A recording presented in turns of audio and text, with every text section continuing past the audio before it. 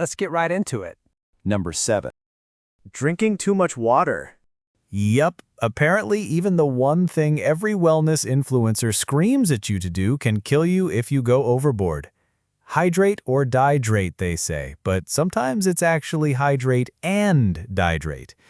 See, your kidneys can only process so much water per hour.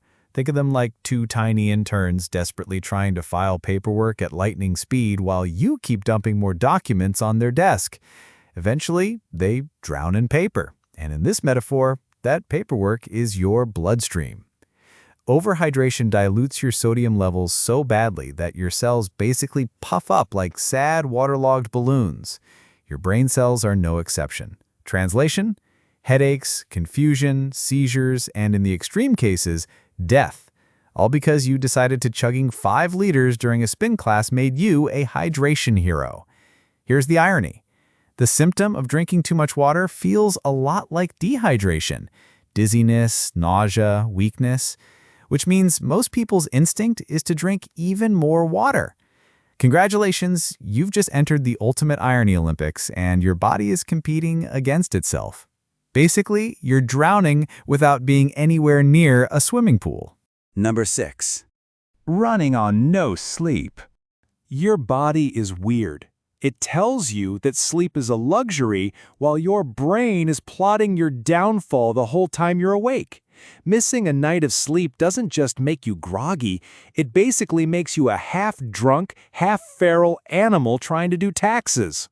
Your reaction time slows, your memory files corrupt, and your emotions act like they just downed 6 energy drinks and a breakup playlist. And yet there are people out there bragging like, oh yeah, I only sleep 3 hours a night. Sleep is for the weak. No, Karen, sleep is for people who don't want to hallucinate spiders crawling out of the toaster. Sleep deprivation messes with your immune system, raises your risk of heart disease, and, plot twist, makes you gain weight. Because your hunger hormones throw a rave every time you stay up past midnight. So while you think you're hustling your way to success, your brain is just quietly pulling the wires out of your own operating system. It's not productivity, it's sabotage disguised as ambition. Number 5. Chewing gum like it's a personality trait. Seems innocent, right? Just pop in a stick of gum and suddenly you're fresh, confident, and ready to give the illusion you know what you're doing. Except your jaw is not a fan. Constant gum chewing is like giving your jaw muscles an unpaid overtime shift. That repetitive motion stresses the temporomandibular joint, say that 3 times fast, leading to headaches, jaw pain, and the kind of clicking sound that makes you question if your skull is auditioning to be a percussion instrument. And let's not forget the artificial sweeteners. Chewing 5 packs a day isn't just a weird flex, it's a guaranteed way to send your digestive system into chaos. Sugar alcohols like sorbitol and xylitol don't just pass through quietly. Nope, they explode into bloating, cramps, and enough gas to power a hot air balloon. Basically, your harmless little habit makes your mouth happy, but turns your intestines into a war zone. Number 4. Detox teas and cleanse crazes. You've seen the ads. Whispery-voiced influencers holding a mug like it's the fountain of youth, promising to flush out toxins and erase 3 months of regret in 3 days. Here's the thing. Your body already owns a detox department. It's called the liver and kidneys, and they don't need a subscription service or a cute mason jar to do their job. Pretending you can accelerate them with a packet of mystery powder is like hiring a clown to speed up brain surgery. Cute, but ultimately catastrophic. Most detox products are glorified laxatives, diuretics, or a mix of herbs that have about as much science behind them as horoscope dating advice. The immediate effect? Yep, you'll probably lose weight. But spoiler alert, it's mostly water, electrolytes, and dignity. Lose enough electrolytes and your heart rhythm starts ghosting you, which is a great party trick if you're into arrhythmias. Pair that with the appetite-squashing herbs, and you've got a recipe for dizziness, fainting, and one extremely dramatic bathroom trip. Then there's the trendy 48-hour juice cleanse, where you survive on liquid sadness and Instagram-filtered celery juice.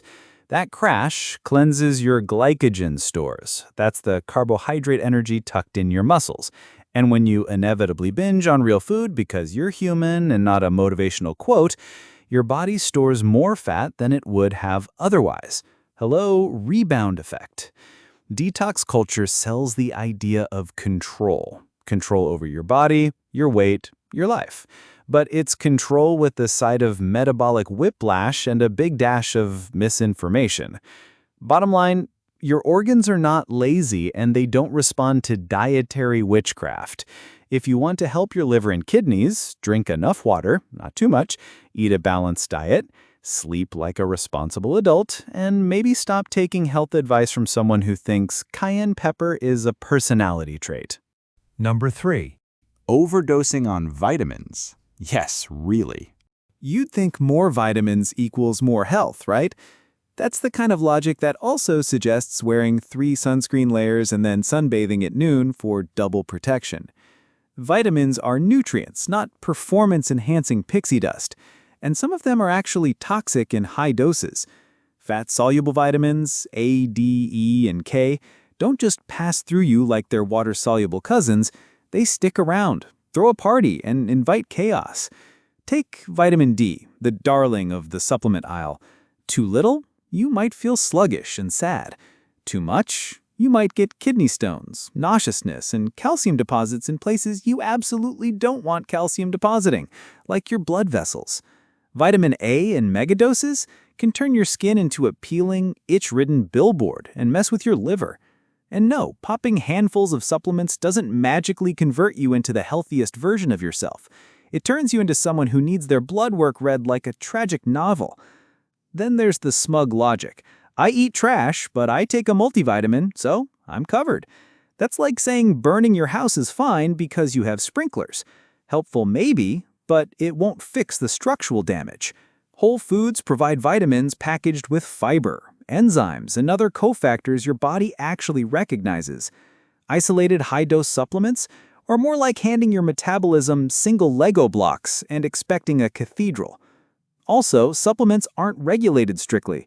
You could be buying a bottle labeled Immune Super Blend that secretly contains things it shouldn't, or not nearly as much of what it claims. So unless you enjoy playing nutritional roulette, get a blood test, talk to a doc, and use supplements like tools, carefully and precisely, not like a caffeine-fueled ad campaign.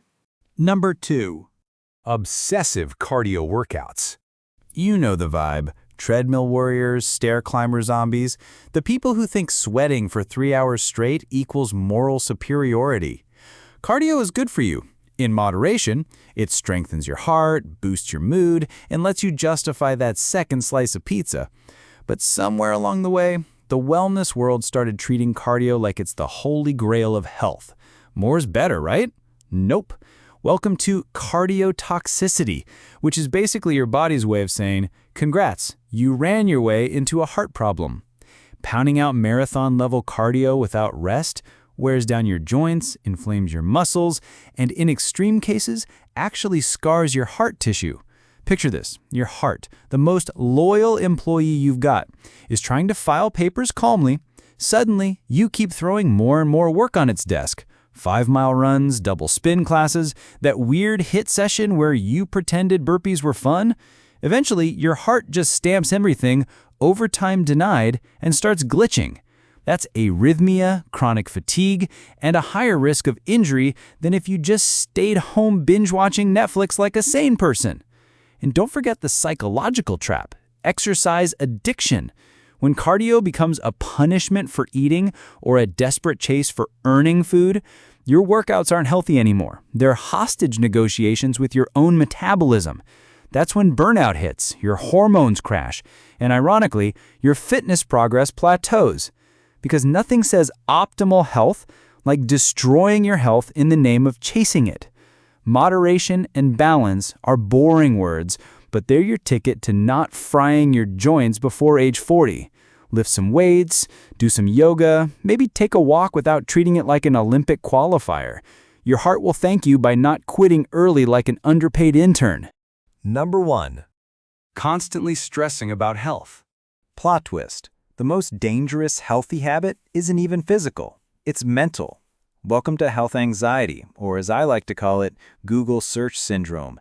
You get a twinge in your arm and suddenly you're convinced it's either dehydration or you're seconds away from starring in a dramatic ER episode. When you obsess over every calorie, every micro-symptom, every article about hidden toxins, you're basically feeding your body a steady diet of cortisol, the stress hormone that quietly dismantles your immune system, screws with your sleep, and tanks your digestion. Stress about health makes you less healthy. That's like yelling at your car engine to run smoother while pouring sugar into the gas tank. Here's the kicker. People with high health anxiety are more likely to develop chronic issues, not because their bodies were broken to begin with, but because they stressed themselves into the very conditions they feared. Heart palpitations? Yep. Cortisol. Stomach cramps? Stress. That weird twitch in your eye? Buddy, it's your body waving a tiny white flag. And the irony is delicious. Obsessing over perfect health usually leads to worse health than the average person scarfing down pizza without a second thought. It's not about ignoring your body, it's about not treating every hiccup like a death sentence. Moderation, balance, and maybe a healthy sense of humor are better medicine than spiraling through WebMD at 3 a.m. So yeah, stressing about health is the most dangerous healthy habit because it makes you sick while convincing you you're being responsible. It's like setting off fire alarms to prove you're fire safe, except you're the only one running out of the building. That's all for today. I'll be making similar videos in the future. Subscribe to see them.